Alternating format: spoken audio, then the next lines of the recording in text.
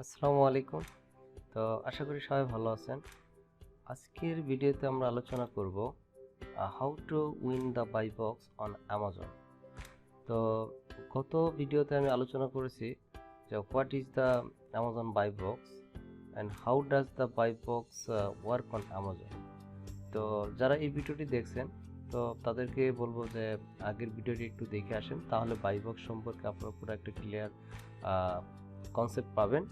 দেন যদি আপনারা এই ভিডিওটি দেখেন যে how to win the buy box on Amazon, তাহলে সহজে বিষয়টা আপনি ক্লিয়ার হন, বাই বক্স কী, বাই বক্সটা কীভাবে কাজ করে এবং বাই বক্স উইন করার জন্য যে স্টেপগুলো বা যে ফ্যাক্টরগুলো আছে এগুলো যদি আমরা মেনটেন করতে পারি তাহলে কিন্তু বাই বক্স সম্পর্কে আমরা টোটাল একটা ধারণা পাবো এবং কি বাই বক্সটা উইন করতে পারবো। তো আমরা একটু এখানে দেখি অ্যামাজনের ড্যাশবোর্ডে আসলে কেমন দেখে। আমরা যখন অ্যামাজনে এরকম আমাদের অ্যাকাউন্ট লগ ইন থাকবে বা আমরা যখন কোনো ক্লায়েন্ট পেজ কাজ করব তখন হয়তো উনি অ্যাক্সেস দিবে, তখন আপনারা এখানে দেখতে পাবো অথবা এনিটেক্সের মাধ্যমে বা যেভাবে হোক আপনার ক্লায়েন্ট যখন কাজ করবেন তখন এরকম কিন্তু অ্যামাজনের ড্যাশবোর্ডটা দেখতে পাবেন। তো অ্যামাজন ড্যাশবোর্ড আসার পরে বাই বক্সের দেখেন এখানে দেখছেন 96% এই যে বাই বক্স উইন্স। তার মানে এখানে অনেক সময় কিন্তু 100%ও থাকে বা 96% আছে, এখন এখানে কমও থাকতে পারে। তো এটা একটা রেশিও, হ্যাঁ। এটা হচ্ছে আপনার হয়তো বা কোনো দু একটা আইটেম হয়তো বা আপনার বাই বক্সে নেই, এই জন্যই কিন্তু এটা দেখাচ্ছে। আবার অনেক সময় কিন্তু এটা 100%-এ চলে আসে। তো এটা এমনি যখন আপনি ইয়ে করবেন তখন অ্যাকাউন্টে এটা দেখাবে আপনার কতগুলো বাই বক্সে আছে, কত পার্সেন্ট বাই বক্সে আছে, বাই বক্সে নাই। এখন যদি আমরা একটু অ্যাকাউন্টের ভিতরে যাই, এই যেমন এখানে অনেকগুলো প্রোডাক্ট আছে, 5-6টা প্রোডাক্ট আছে, হ্যাঁ। তো এই প্রোডাক্টের ভিতরে কোনো না কোনো প্রোডাক্ট বাই বক্সে নাই, এই জন্যই কিন্তু এরকম দেখাচ্ছে। তো এখন দেখেন যদি আমরা একটা ড্যাশবোর্ডে ইয়েতে যাই, ডিটেল পেজ দেখি একটা আইটেমের, যেমন এই আইটেমটা আমরা যখন ডান পাশে আসবো এখানে ডান পাশে অপশন দেখতে পাচ্ছি অ্যাড টু বাস্কেট অথবা বাই নাও। তারপর এখানে কি আছে, dispatch from Amazon sold by কেকেইস, এই ব্র্যান্ডে সেল করতেছে। তো এখানে দেখুন অন্য কোনো আর বাই বক্সে নেই অন্য কেউ। তার মানে কি এইখানে যখনই কোনো কাস্টমার এসে একটু বাস্কেট অথবা বাই নাও করবে তখন কিন্তু সেই সেলটা পেয়ে যাবে এই সেলারে, বা এখান থেকে আমাদের কিন্তু সেলটা হয়ে যাবে। এখন যদি এখানে আমরা গত ভিডিওতে আমরা দেখছি যে আরেকটা লিস্টিংয়ে এখানে অনেকগুলো একটা প্রোডাক্টের ভিতরে অনেকগুলো আইটেম সেল করতেছে, অনেকগুলো সেলারই সেল করতেছে। তো যে ব্যক্তি বাই বক্সে আছে তারটাই কিন্তু এখানে সেল হচ্ছে। তো ভিতরে ঢুকে খুব কম সেলারি বা কম কম কাস্টমারই পারচেস করে, এখানে 5-7 জন থাকতে পারে, সেই ক্ষেত্রে দেখা যায় তাদের সেল রেশিওটা হয়তো 10%, 5% এরকম হতে পারে, কিন্তু 80% 90% সেলই কিন্তু এইখান থেকে হয়ে যাচ্ছে। যে ব্যক্তি বাই বক্সে আছে বা যে সেলারটা বাই বক্সে আছে সে পেয়ে যাচ্ছে। তো এই জন্য বাই বক্স উইনটা কিন্তু আমাদের অ্যামাজন সেলিংয়ের ক্ষেত্রে খুবই একটা গুরুত্বপূর্ণ একটা ফ্যাক্টর। কারণ আপনি বাই বক্সে থাকায় মানে হচ্ছে আপনার আইটেমটা সেল হচ্ছে, এটা আপনি মোটামুটি মেক শিওর। তো বাই বক্স উইন করার জন্য কিছু ফ্যাক্টর আছে। তো এই ফ্যাক্টরগুলো আমরা যদি মেনটেন করতে পারি প্রপারলি তাহলে কিন্তু আমাদের ম্যাক্সিমাম টাইমই আমরা বাই বক্সে থাকবো। তো এই অনেক সময় দেখা যায় এই ফ্যাক্টরগুলো যখন মেনটেন করতে পারি না তখনই আরেকজন বাই বক্সে অন্য একটা সেলার চলে আসে। তো এই আজকে এটাই আলোচনা করব কি কি স্টেপ আমরা দেখি কি কি স্টেপ মেনটেন করলে আমরা বাই বক্স উইন করতে পারি। আমরা দেখতে পাচ্ছি 1 নম্বরে sell product in a new condition. যখন আমরা অ্যামাজনে প্রোডাক্ট সেল করব তখনই আমাদের নিউ প্রোডাক্টটাকে অ্যামাজন প্রায়োরিটি দিচ্ছে, যে নিউ প্রোডাক্টগুলো ম্যাক্সিমাম সময় বাই বক্সে থাকবে। কিন্তু এখানে রিয়ার কেস আপনার দেখা যায় যে ইউজড কন্ডিশন যে আইটেমগুলো বা ইউজড যে আইটেমগুলো আছে এই আইটেমগুলো বাই বক্সে আসতে পারে, এটা খুবই কম। তো অ্যামাজন সবসময় প্রিফার করে নিউ কন্ডিশন যে আইটেমগুলো এদেরকে বাই বক্সে রাখা। তারপর number 2, offer competitive pricing.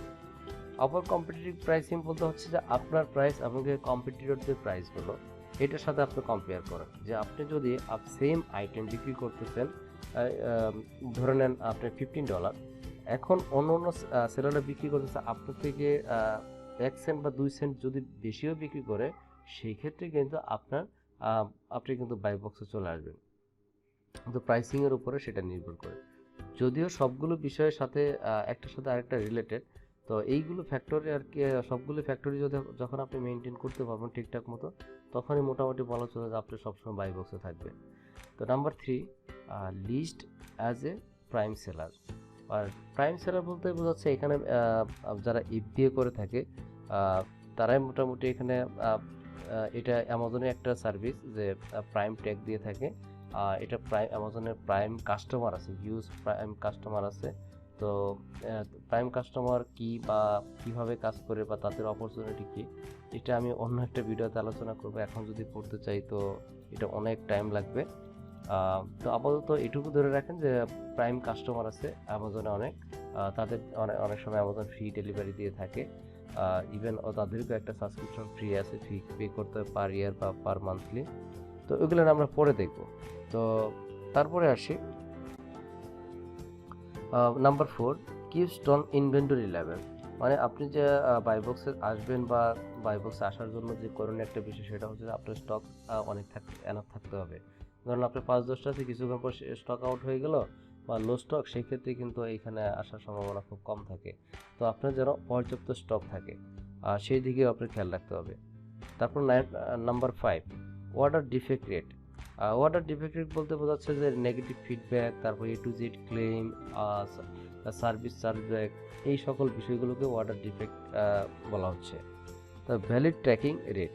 Valid tracking rate বলতে হচ্ছে যে আপনি যখন বিশেষ করে এটা হয় আপনি যে FBM বা আমরা যারা ড্রপ শিপিং করে থাকি বাংলাদেশে, আমরা জানি যে ইতিমধ্যে অনেকেই ড্রপ শিপিং করতেন অনেক আগে থেকে বা এখনও স্টিল লাভ করছেন। তো এটা কিন্তু অনেক গুরুত্বপূর্ণ একটা ফ্যাক্টর, কারণ হচ্ছে আপনি যদি ট্র্যাকিংগুলো ঠিকঠাক মতো না দিতে পারেন এবং কি দেখা যায় যে সঠিক সময়ে বসাতে পারছেন না, সেই ক্ষেত্রে অ্যামাজন কিন্তু এটা ক্রস চেক করে, যখন দেখে যে না এখানে আপনার অর্ডারটা শিপ করছেন বা ডেলিভারি করছেন, তার ট্র্যাকিংটা এখনও দেন নাই, তো সেই ক্ষেত্রে কিন্তু একটা প্রবলেম হয়ে যায়। এগুলো ঠিক রাখতে হবে। Number 7, late shipment rate. Late shipment rate হচ্ছে আপনি যে অর্ডারটা আসবে, তো এগুলো কিন্তু অবশ্যই কিন্তু তখন ইয়ের ক্ষেত্রে হয়, FBM বা ড্রপশিপিংয়ের ক্ষেত্রে হয়ে থাকে। FBA এর ক্ষেত্রে তো লেট শিপমেন্ট হওয়ার সম্ভাবনা খুব কম থাকে, কারণ হচ্ছে এটা অ্যামাজন নিজেই ডেলিভারি দিয়ে থাকে। তো এই জন্য লেট শিপমেন্টে যখন অর্ডার আসবে, ধরুন আপনি অর্ডার হচ্ছে যে 2 দিনের ভিতরে আপনি শিপমেন্ট করতে হবে। এখন আপনি কি করলেন, 2 দিনের জায়গায় 3 দিন নিয়ে গেলেন, তখন কিন্তু এটা লেট শিপমেন্ট কাউন্ট করবে অ্যামাজন। তো এটা করা যাবে না।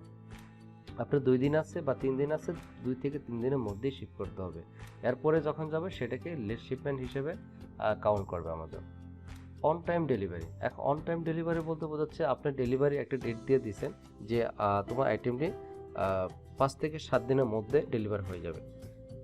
কিন্তু অ্যামাজন দেখলো যে না, 5 থেকে 7 দিনের মধ্যে এটা ডেলিভারি হয় নাই, এটা কি হলো 8 দিন বা 9 দিনের মাথায় গিয়ে আপনার আইটেমের ডেলিভার হয়েছে, তখন কিন্তু এটা অ্যামাজন কিন্তু এটা লেট ডেলিভারি হিসেবে কাউন্ট করবে। তো এটা করা যাবে না। সবসময় কি করতে হবে, অন টাইম ডেলিভার যাতে হয় সেই ধরনের কুরিয়ার সার্ভিস আপনাদের ইউজ করতে হবে। Customer response time. Customer response time বলতে অ্যামাজন অনেক সময় মেসেজ এসে থাকে, সেটা কাস্টমার হয়তো আপনার আইটেম সঙ্গে অনেক কথা বলতে পারে, সে ডিফেক্ট আইটেম পাইছে বা সে ইনভয়েস চাইতে পারে, এই ধরনের বিভিন্ন মেসেজ আসতে পারে। তো এই মেসেজগুলো কী হয়, অ্যামাজন সিস্টেম হচ্ছে আপনার 24 আওয়ার্সের ভিতরে আপনাকে এগুলো রেসপন্স করতে হবে। রেসপন্স না করলে সেটা কিন্তু আপনার নেগেটিভ একটা ইম্প্যাক্ট করবে অ্যামাজনের উপরে, অ্যাকাউন্টের উপরে আপনার, এবং কি আপনার কি বলে এটাকে ওই বাইবক্স উইনের ক্ষেত্রে এটা ইম্প্যাক্ট করবে। তো সেলার ফিডব্যাকটা যেন পজিটিভ হয় বা ভালো আসে, সেই দিকেও খেয়াল রাখতে হবে। কারণ যখন আপনার আইটেমগুলো খারাপ হতে থাকে তখন কিন্তু কাস্টমার সেলার ফিডব্যাক দিয়ে থাকে। তো সেলার ফিডব্যাক মূলত এরকম হয়ে থাকে, যেমন এই যে ফিডব্যাক রেটিং আমরা এখানে দেখতে পাচ্ছি সবগুলো কিন্তু 5 স্টার। এই হ্যাঁ, এবং কি এখানে দেখেন পজিটিভ কত পার্সেন্ট, তারপরে লাস্ট 90 ডেজ বা 30 ডেজ কোনো পজিটিভ বা নেগেটিভ আসছে কিনা, এখানে দেখেন টোটাল সামারাইজ বা লাইফ টাইমে কেমন আছে, টোটাল বিষয়টা আমরা এখানে দেখতে পাচ্ছি। তারপরে আসি লাস্ট ওয়ান হচ্ছে ক্যান্সেলেশন অ্যান্ড রিফান্ড ডেট। তো আপনি ধরুন অর্ডার আসতেছে, অনেকগুলো অর্ডার আসছে, সেই ক্ষেত্রে আপনি কী করলেন, কোনো কারণে আপনি দিতে পারতেছেন, সেখানে আপনি নিজে থেকেই ক্যান্সেল করে দিচ্ছেন। তো এটা কিন্তু করা যাবে না। কারণ হচ্ছে এই ক্যান্সেলেশন রেটটাকে কাউন্ট করে, এবং কি চাইলেই আপনি রিফান্ড করে দিতে পারবেন না।